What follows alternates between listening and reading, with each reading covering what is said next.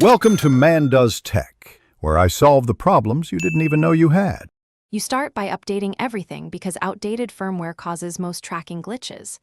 Once done, enable hand tracking in both system and specific app settings, then grant camera and motion permissions. Make sure your play area is clear.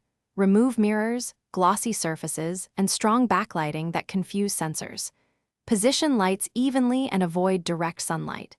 You'll now have a stable baseline. Proceed only when firmware is current and permissions are confirmed so the system can reliably see your hands. Next, recalibrate using the headset's calibration routine and follow each pose slowly so tracking learns your range. Once calibrated, reposition sensors or room-mounted cameras for broader coverage. Aim for 45 degrees to 60 degrees angles and 1 to 2 meters distance. Temporarily disable other input devices like controllers or wrist trackers so the system focuses on hand data. Make sure your hands move through the full gesture set during calibration.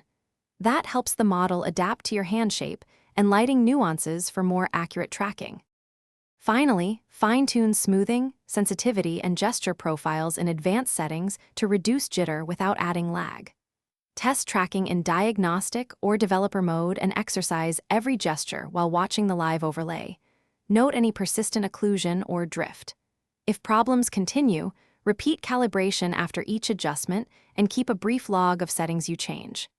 If drift or loss persists, restart the sensor service and the headset.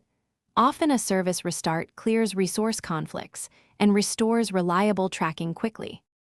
Thanks for watching. If you found this helpful, don't forget to like and subscribe.